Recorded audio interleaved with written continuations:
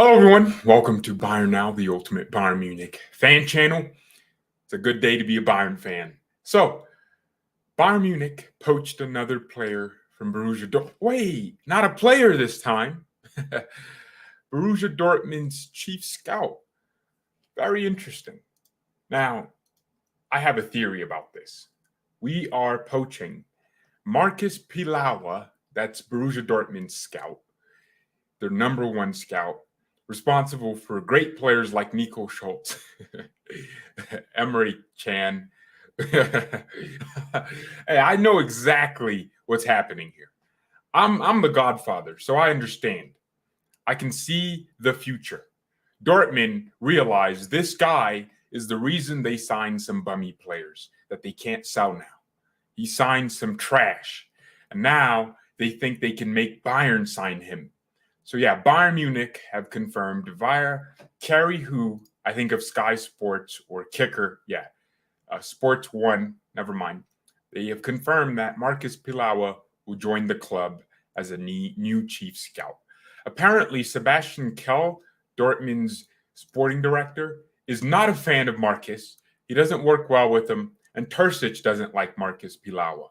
Now Bayern have taken him. Dortmund also took Lauren Boozer from us, who was our chief scout for a while and then just became a normal scout. And now he's like Dortmund's scout.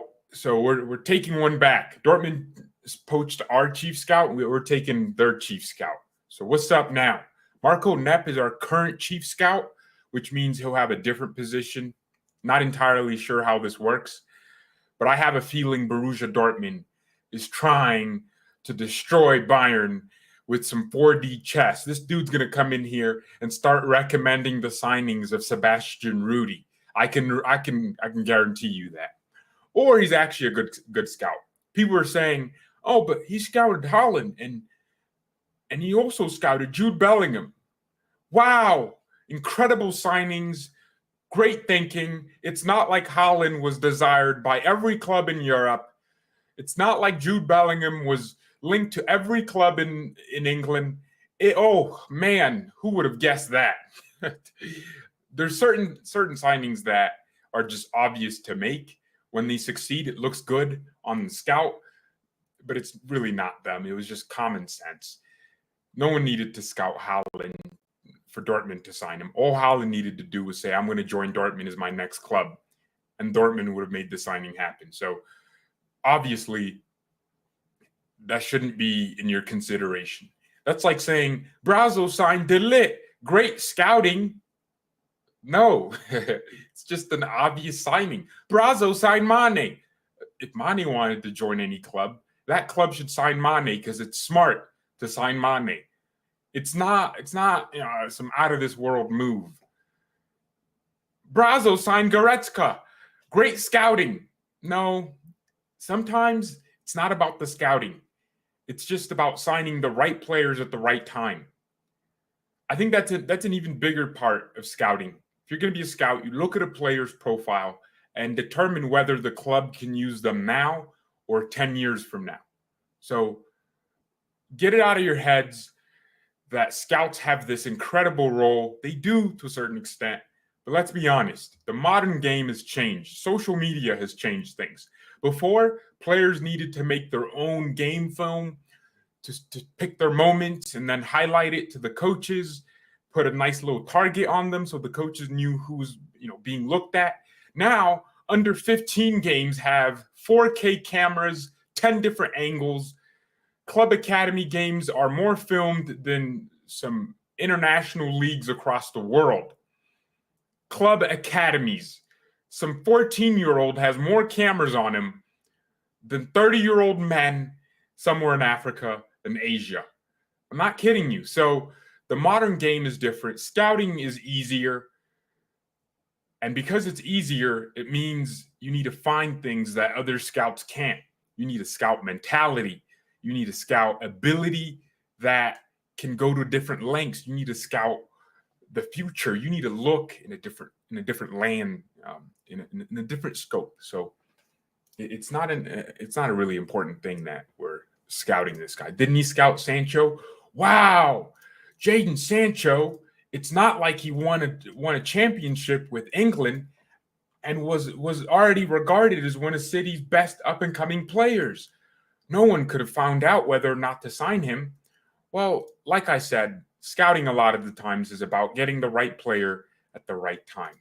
And it seems to me like, yeah, he did scout some players like Sancho, but so was Leipzig, so was Bayern. We were also scouting those same players because football news moves around quickly. Once clubs find out a player is scoring goals, they start talking to each other.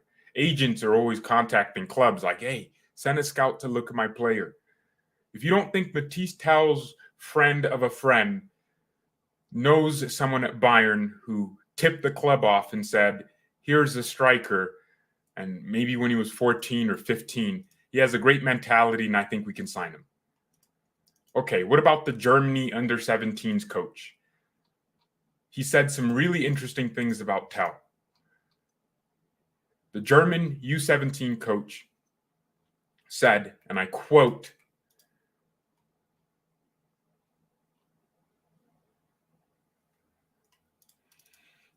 you ever just set up something and it just doesn't pop up when you want it to? All right, here we go. He said, we noticed that in addition to his enormous acceleration and sprint speed, he anticipates very well. In the games we watched, he regularly posed a goal threat. This is the Germany U17 coach at the U17 Euros talking about Matisse Tel. He's very determined and composed in front of goal and was always a bit unpredictable in his finishing. In our opinion, the overall package is very good for a player of his age. If you don't think Bayern's team was calling Germany's under-17 coach, Mark Meister, and asking him about when he played Tel, you're out of your mind. Because I guarantee you, he was like, oh, yes, sign him. Sign him now. Don't let Manchester United know. They'll ruin his career like they did with Anthony Martial. I'm telling you. And then all Bayern needed to do was contact Tel and tell him they were looking at him. And Tel just became warm to the idea to the point where it was the right time. And let's see Tel succeed. If he does, then it looks like great scouting. Because it is. That's what great scouting is. Scouts are constantly talking to each other. So I'm not overly convinced that we needed to go get Marcus Saliwa from Dortmund. I'm not too convinced about that. And that's just my opinion.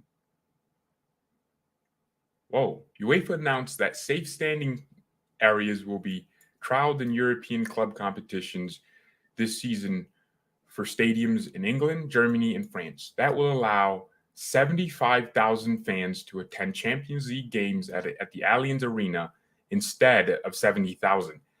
I didn't realize we only had 70,000. That means we can have more standing fans? Wow, that's good. UEFA actually making a good decision for once. A good decision from UEFA. I want to see more fans at Bayern games. He was the one that scouted Sancho and Bellingham too. Yes, that's not incredibly crazy scouting. Maybe Marcus Saliwa is good, but it doesn't fill me with confidence that he also signed Nico Schultz and scouted him, Emre Can, some bums at Dortmund that they're trying to get rid of now but can't because no one wants to buy them. It doesn't fill me with complete confidence. And then you can't look at Haaland and Bellingham and Sancho and then say, wow, he scouted them, as if they weren't obvious players to scout. Everyone was scouting them, even clubs that couldn't even buy them. We want Sancho too. Mainz 05. Mainz were looking at Sancho. Everyone was. So I wouldn't necessarily use that as a benchmark. I feel like this is a Trojan horse thing. This dude's going to come here and destroy this club. I feel like Dortmund fans are celebrating this. I don't know why. They're like, yeah, go scout Nico Schultz. Tell him he's a good backup left back. And then injure Davies in training, and now we have to play with Nico Schultz.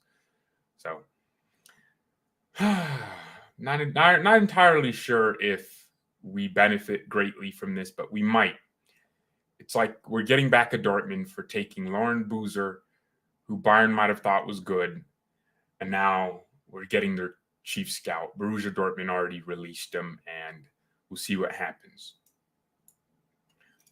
He was released today at BVB because he told the club that he wants to join a direct competitor. What if it's Leipzig? Well, but Bayern confirmed it to carry who?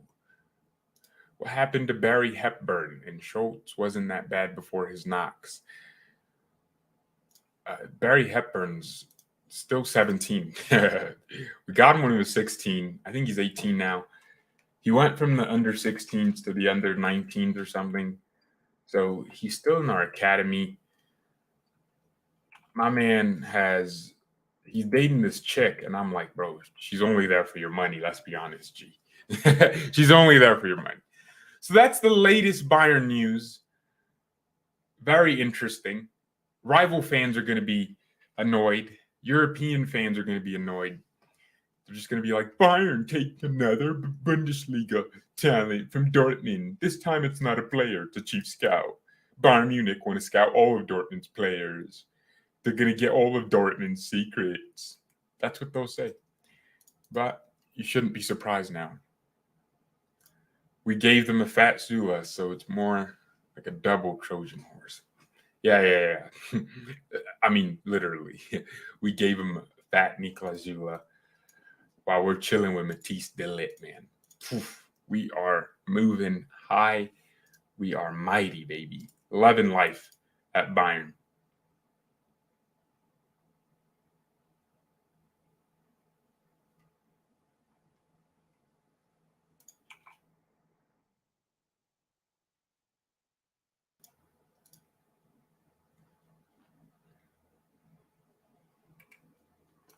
Dortmund fans are saying Upamecano is 90 kg, and the limit for his height is 91.6 kg. Don't know what that is in pounds, but they're saying Upa's almost fat.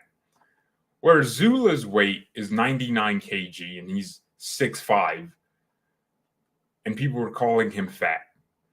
And his limit is actually 103 kgs. That's the dumbest thing I've ever read. I guess by his standards, I'm 6 foot tall. What's 185 or so pounds? 182 pounds. That's around how much I weigh. And kg is 82 kg. So I'm 82.5 kgs. 80 maximum weight for 6 foot. Overweight. Okay.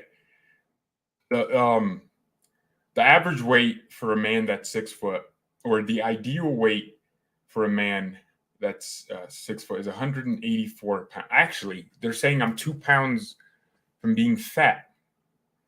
Okay. No, they consider you obese if you weigh between 294 to 397 pounds. Okay, but this dude is basically saying I am fat.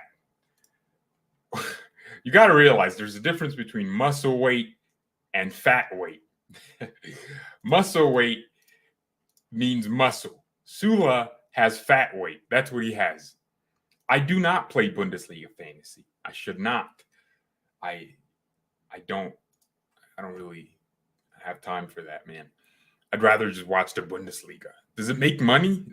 If it does, now I'm interested. Who's Raul de Thomas? Who's that? Does he play for us? Yeah, Chan did come from the Bayern Academy, but he's also trash. He's a red card waiting to happen. Didn't they see Upa chasing down Erling and putting in a last? Yeah, exactly. According to Dortmund fans, Upamecano is actually closer to being obese than Niklas Zula. That's an incredibly low level of not just football IQ, but just IQ in general. He's dumb.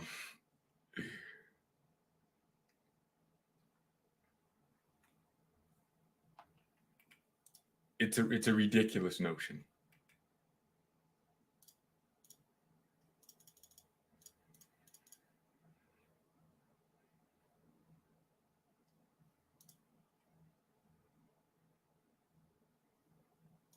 Hey, did everyone see the Dybala thing? Make a Discord channel. I don't use Discord. The YouTube channel, I feel like, is just enough. And the Instagram and the Twitter. BayernNow on Twitter, on Instagram. Now Bayern on Twitter, at Now Bayern. Yeah, I have a question, guys. Dybala's introduction at Rome, I don't know how I feel about that. Because, yeah, Paulo Dybala is a popular player, but come on, man.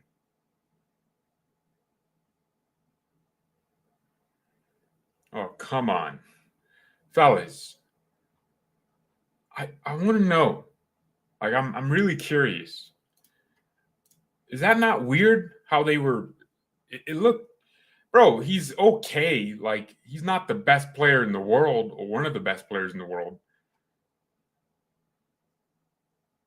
Yeah, I don't know. I guess Roma fans are, maybe if they won a trophy, which they did, they won the Conference League, you could have that, where your team's showing the trophy and the fans show up. But Dybala just sitting there like he's some freaking Messi figure, just getting all this love from fans it's kind of weird to me. I'm not gonna lie. I'm like, that's a weak club mentality. I get it. The fans are different than ours. But if Bayern fans were like worshiping Thomas Muller, I'd feel weird. Like if we were like, oh, Muller, nah, man, go win a Champions League, then come talk to us. I don't know. It's the same reason I would never want Bayern to build a statue for anyone. It's a weird thing.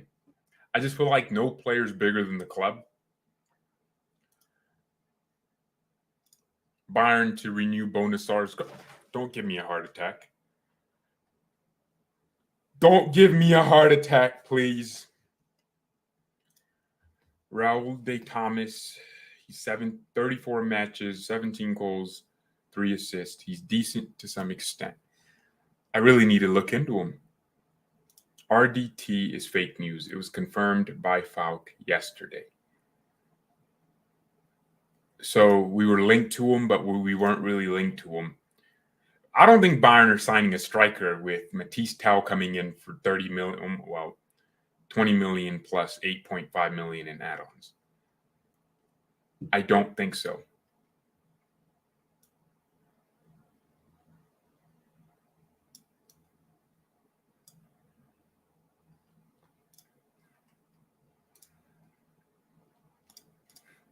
Why would we do that?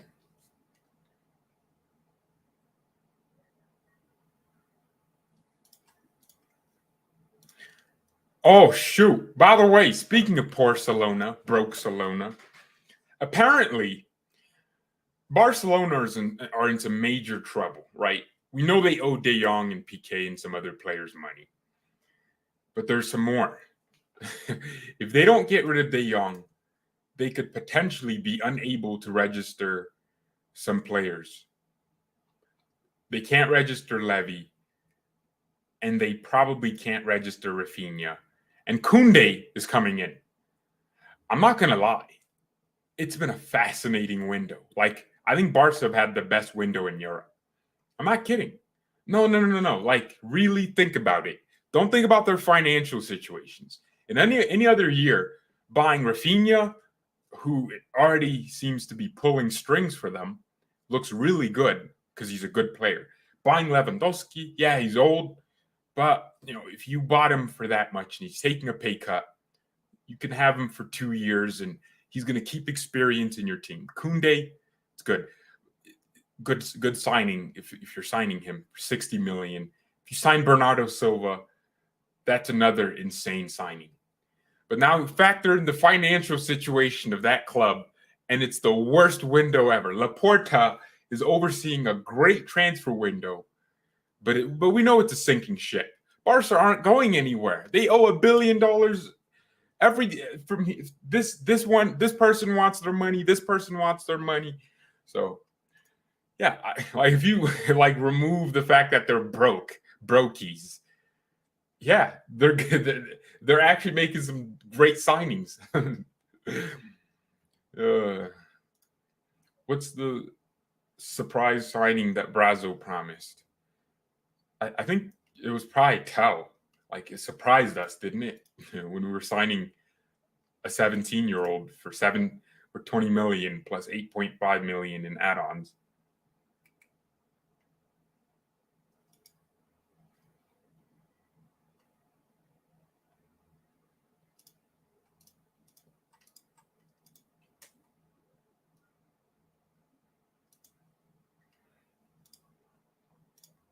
Oh my gosh, man. Just so many bots in the chat. They'd still lose 3-0 to Frankfurt. True. In 2020, they owed over 100 million in renovations to a construction company. Did they already renovate Camp Nou? My bad.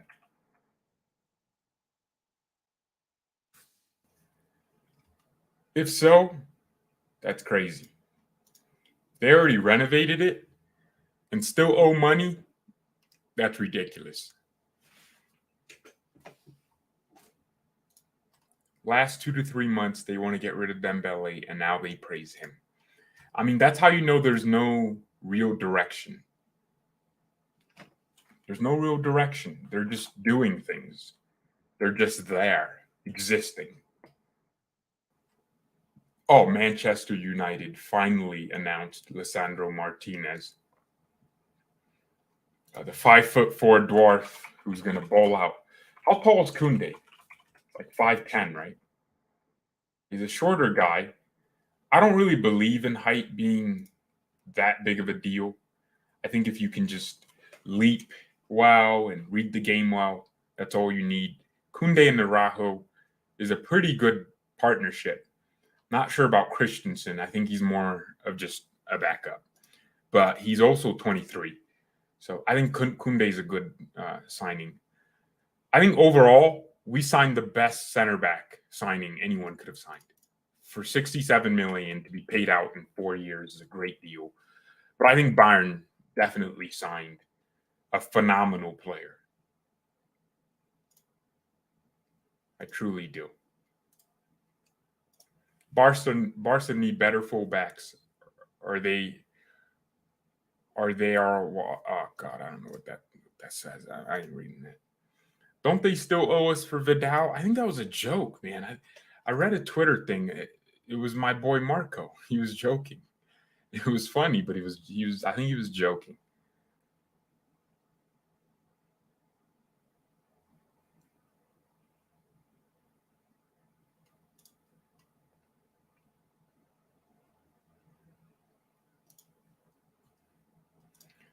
The Owls is back.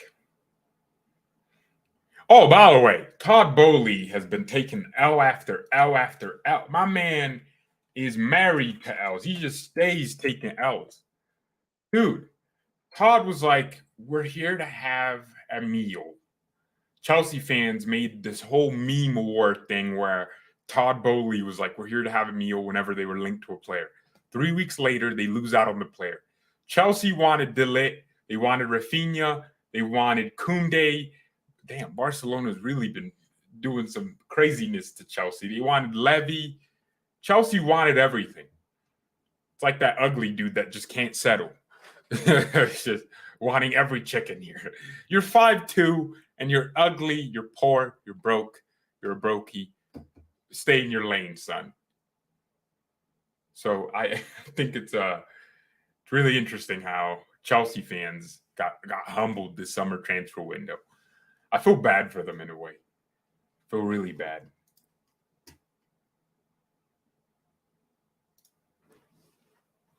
They have Alba, Dest, Roberto. Not good. Interesting. Would you have taken Salah over Mane if given a choice? No. I think Salah is a good goal scorer. I just don't think he's a fluid footballer.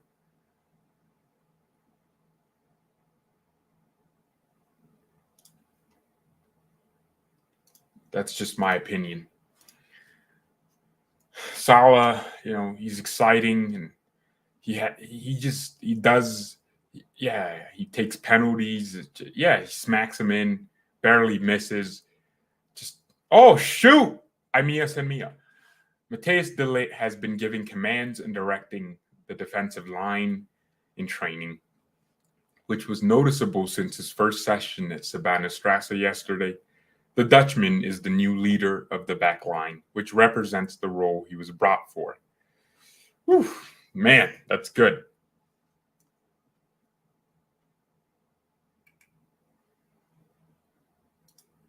We need to win the Champions League, dude.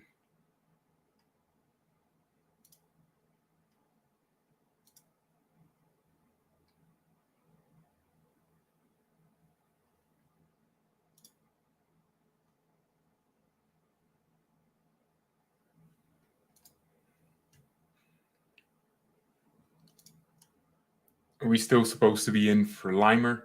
Go forward. We are waiting to see what happens with Conrad Limer. All right, it's been a great show. Not much to talk about with, just the Dortmund thing and the poaching of their chief scout. I gave my opinions on that. I feel like Dortmund's fleecing us a little bit. They're giving us their trash. I don't know. They did it so willingly. There's no one from Dortmund came out and screamed about, see, Bayern are taking compact. Nope, they didn't do any of that. They just released him, and now we're signing him. Realistically, I really don't care. Just needed to go live today because I just enjoy talking to you, to be honest. Like, I just found an excuse to get closer to my peoples. So I'll be honest, I'm being real. I just like doing these shows. So, and it's getting fun every time I do them. I appreciate all of you for watching. Subscribe, leave a like, and thank you everyone so much for watching. Mia, and peace.